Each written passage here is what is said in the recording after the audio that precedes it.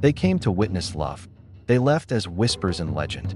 Elizabeth Báthory's wedding night was meant to bind two noble houses in splendor, yet what followed plunged Hungary into shadows of dread. This is not a tale of vows and blessings. It is a tale of blood. Before we enter, remember to like this video, subscribe for more dark histories, and prepare yourself for the night the bride never returned. The storm had rolled in by dusk, cloaking the Hungarian hills in black thunderheads. Guests arrived cloaked in silk and fur, their carriages rattling over cobblestone toward the towering fortress. The castle itself loomed like a predator against lightning-struck skies. It should have been a night of celebration, but dread hung heavy. The torches along the courtyard gates sputtered in the wet wind, shadows stretching unnaturally long across stone walls. Whispers carried in the rain. None dared voice them aloud, but all felt the same chill. The bride was not what she seemed. Elizabeth entered beneath the archway, her gown shimmering crimson as though woven from blood itself. Golden threads traced sacred patterns into the silk, but there was nothing sacred about the look in her eyes. Her pale skin glowed, flawless, a cruel mirror of purity. Guests bowed low, though unease prickled at their movements. She smiled faintly, and it was not the smile of a bride, but of a queen in full command. As the storm groaned outside, the fortress seemed to inhale her presence. None knew it then, but the night had already been condemned. The banquet hall stretched high, its vaulted arches glowing with torchlight. Wooden tables bent under the weight of roasted meats, steaming breads, and goblets of ruby wine. Minstrels strummed quietly in the shadows, but their notes quivered with unease. The bride and her husband took their seats at the head of the feast, golden crowns of flowers set upon their brows. Guests toasted nervously, voices carrying false cheer. Yet when Elizabeth raised her goblet, her eyes glittered with something deeper, a hunger beyond flesh, beyond power. Her wedding night would not end with vows, but with screams. The first omen arrived quickly. A servant girl, trembling under the weight of her task, spilled wine across the embroidered tablecloth. The crimson liquid spread like veins of blood upon pale parchment. The hall froze. Elizabeth's hand hovered above the table, her fingers curling as if around an invisible throat. The music faltered. Guests lowered their eyes, waiting for rebuke. But Elizabeth only stared, her lips pressed tight, her gaze burning. The girl shivered under that look. It was not scorn nor fury, but calculation. The storm outside thundered, echoing the dread filling every corner of the hall. Elizabeth stood, her gown cascading across the stone floor like a river of red. In one sharp gesture, she commanded her guards to seize the trembling servant. The hall gasped in unison. The girl shrieked, begging forgiveness, but armored hands gripped her arms like iron shackles. Another servant was dragged forward, chosen seemingly at random. The music stopped. The feast lay untouched. Nobles exchanged horrified glances, their jeweled finery now grotesque under the glow of fire. The bride's voice rang clear in the air, chilling in its calmness. Let them be taken below. The night's true ceremony had begun. Downward the captives were dragged, spiraling into stone dungeons where the air stank of mildew and iron. Torches flickered against damp walls, illuminating stains that told stories of old cruelties. Chains clanged as they were fastened to hooks embedded deep in stone. Elizabeth followed, her gown brushing the stairwell like spilled blood. The dungeon closed around her, swallowing the last traces of wedding laughter above. A jeweled dagger gleamed in her hand, reflecting the firelight. Her beauty, radiant in the hall, was monstrous here. She did not look like a bride, but like something ancient, conjured from shadow. The servants sobbed, voices cracking with terror. Elizabeth approached with unnerving grace, her gown untouched by filth, her dagger poised delicately as if part of a ritual. She stroked one captive's cheek with the cold steel, her expression unreadable. Then she struck. A scream ripped through the chamber, echoing up the stairwell like thunder. Blood splattered across her pale skin, staining her crimson gown. She closed her eyes as if savoring the sound. In that moment, the wedding feast above became nothing more than theater. The true celebration unfolded here, beneath stone and torch, where shadows danced with death. The cries traveled upward, seeping into the hall. Nobles stiffened in silence, Clutching goblets they dared not drink. Some whispered prayers beneath their breath. Others tried to mask their fear with forced laughter. But the screams would not be silenced. They echoed between the stone arches, carried by smoke and torchlight. A woman fainted. A man's hand trembled so violently his wine spilled, pooling scarlet at his feet. The locked doors loomed behind them, heavy and unyielding. There was no leaving. There was only waiting. Waiting for the bride to return, or for the screams to claim them next. Elizabeth returned at last, her gown kissed by crimson droplets. She smiled faintly as she resumed her place beside her husband, who sat unmoved, sipping wine as if nothing had happened. Guests tried not to look, tried to force conversation, but their words faltered. Elizabeth's eyes swept over them all, pausing just long enough on each face to leave terror in her wake. She drank slowly, savoring the silence she commanded. The storm outside raged on, wind howling like a lament. Yet inside the hall, the greater storm was the bride herself, cloaked in both beauty and blood. It did not end there. Again, she rose. Again, she pointed. More servants were seized, dragged screaming into the bowels of the earth. By now, the hall had fallen into suffocating silence.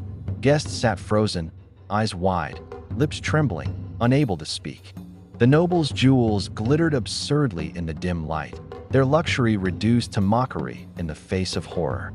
Elizabeth descended once more, her smile widening as her victims wept. The dungeon welcomed her like an altar. With every strike, with every cry, her wedding night transformed into something eternal, a union not of love, but death. In the dungeon, torchlight painted the stone with streaks of fire and shadow. Chains rattled as victims writhed. Elizabeth moved with calm precision, each cut deliberate, each scream a note in her private symphony. Her jeweled dagger glinted with ember light, her gown now a canvas of gore. She was transformed. No longer bride nor noblewoman. She was priestess and executioner both. Her husband's silence above granted her dominion. The dungeon became her cathedral, and blood her sacrament. Every strike of steel echoed like a vow not to love, but to reign in fear everlasting. Upstairs, the nobles could not escape the sound. Their faces grew pale, their bodies rigid. One woman gripped her rosary so tightly her knuckles split and bled. A man muttered prayers until his voice broke into sobs. Some closed their ears, others stared blankly at the table, refusing to move. Yet all of them felt the same truth. They were trapped. The guards at the doors stood motionless, armored statues of complicity. The hall, once prepared for joy, had become a prison of silence and dread. Their feast rotted on the tables, while screams rippled through the stone beneath them. Elizabeth's smile returned with every victim. Her eyes shone like mirrors of flame, her lips curving in satisfaction. Blood spattered across her throat, but she wore it like jewels. Each scream seemed to feed her, to give her beauty a terrifying radiance. It was said by some later that she looked younger after each act, that cruelty itself nourished her. Whether truth or rumor, the nobles who lived that night swore they saw something unnatural in her gaze. It was not the look of a bride, it was the look of a predator feasting beneath the mask of love. The dungeon filled with victims. Servants hung in chains, their bodies pale, their voices hoarse from endless cries. Torches sputtered, smoke curling into the air like incense at an unholy ritual. Elizabeth walked among them with deliberate grace, her gown dragging crimson trails across the stone. Her dagger dripped steadily, each drop falling like the toll of a bell. She was not hurried, nor careless. Every cut was art, every scream a hymn. In her shadow, the dungeon seemed to breathe, its walls pulsing with the terror of those trapped within. The wedding night was becoming legend even as it bled. The nobles above waited in suffocating fear, time stretching into eternity. Some dared to approach the doors, but the guards barred them with blades drawn. A mother clutched her child, rocking silently in desperation. Men who had once commanded armies trembled like boys in their seats. The banquet spread lay untouched, flies already gathering at the edges of meat. The air reeked of wine and wax. The nobles prayed for dawn, yet in their hearts they knew dawn would not free them. The bride had locked them in a night that would never end. The screams continued, echoing without pause. Some nobles wept openly, others sat in rigid silence, their minds unraveling with every cry. The chandelier swayed overhead, its wax dripping like tears. Each flicker of flame cast new shapes upon the walls, grotesque shadows that seemed to move of their own accord. The nobles were prisoners, witnesses to a horror they could not stop. They had come to celebrate love and union, but now they sat in judgment's chamber, condemned by silence and fear. The hall itself seemed alive, listening, holding its breath as the bride. In the dungeon, Elizabeth commanded with gestures alone. Victims were dragged forth, their pleas swallowed by stone walls. Chains groaned under the weight of bodies. Fire roared higher, embers spitting across damp stone. Her gown flowed behind her, a river of bloodied silk. She spread her arms wide, as though embracing the carnage, as though enthroned in shadows. The torchlight crowned her in flame, making her seem less mortal, more divine. She was no longer the bride of Ferenc Nadesty. She was the bride of cruelty, wedded to the very act of suffering itself. Above, nobles leaned against the barred doors, their ears pressed to wood as they listened to the horrors below. One nobleman wept silently, tears soaking into his sleeves. Another stared at the flames, his eyes hollow, as though his soul had already fled. The torches hissed and sputtered, the air thick with smoke. The noble's jewels gleamed mockingly, bright against pale, trembling flesh. In silence, they endured. They knew they could not leave. They knew the bride who had welcomed them would never release them. They had become unwilling witnesses to history's most terrible wedding night. Blood dripped steadily onto the dungeon floor, streaking across stone already marred by centuries of violence. Torchlight gleamed against wet crimson, the droplets shining like rubies scattered in filth. Rats scurried across, leaving trails in the gore. Each sound, each chain, each cry, each drop, wove into a grotesque symphony. The air itself was thick with copper and smoke, clinging to lungs, suffocating the soul. To stand in that chamber was to feel death's breath upon your neck. And at its center, Elizabeth smiled, her dagger glistening, her eyes alive with terrible delight. Elizabeth tilted her head back, closing her eyes as if bathing in the sounds around her. Screams echoed like hymns, rising and falling in cadence with her dagger's descent. Blood sprayed across her gown, spattering her pale throat, yet she appeared radiant. In that moment, she was not human.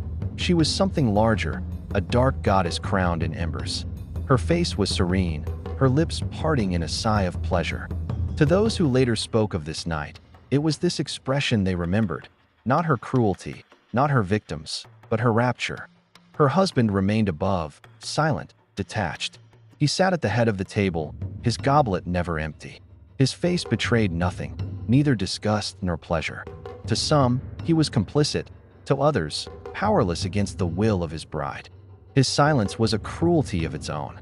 His nobles suffered, his servants died, and he raised no hand. He let her feast, let her reign, let her carve the night into eternity. History would remember Elizabeth's hand, but his silence gave it room to move.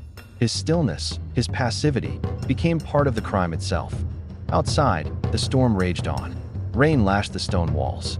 Lightning split the sky, illuminating the castle against crimson clouds. But no sound of music, no laughter, no joy escaped the fortress. From within, only torchlight flickered faintly through arrow slits, as if the castle itself glowed from within. The villagers below watched from afar, their faces pale. They could not hear the screams, but they saw the light. They whispered of curses, of spirits, of a bride who had sold her soul. Legends were already being born, even as blood continued to flow inside. Within the hall, nobles clung to one another. A woman fainted, her body collapsing across the table. A man muttered endlessly to himself, rocking like a child. Another noble vomited, the stench mixing with the iron tang that seeped through the floorboards. The chandeliers trembled, their flames bending in drafts that felt like whispers. The nobles no longer looked like lords and ladies, but like prisoners awaiting their turn. They stared at the doors, at the torches, at nothing, eyes hollow with terror. They had been stripped of dignity, left only with fear and silence. Midnight came. In the dungeon, Elizabeth stood over her victims, her gown soaked, her dagger dripping. The torches burned low, their flames sputtering, but still she glowed. Her eyes shimmered with ember light, her face serene, her body crowned in fire. Chains hung like crucifixes on every wall, victims suspended in grotesque silence. She was queen of the night, her throne carved from stone and suffering. No prayer could reach this chamber. No god would dare descend. Midnight crowned her not as bride, but as legend, the Lady of Blood. Then, the horror deepened. Guards dragged nobles themselves into the dungeon, their jewels torn, their voices raised in disbelief.